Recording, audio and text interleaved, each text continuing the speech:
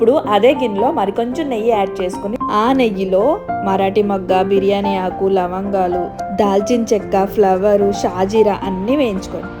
Medium ఫ్లేమ్లో పెట్టుకునే వేయించండి.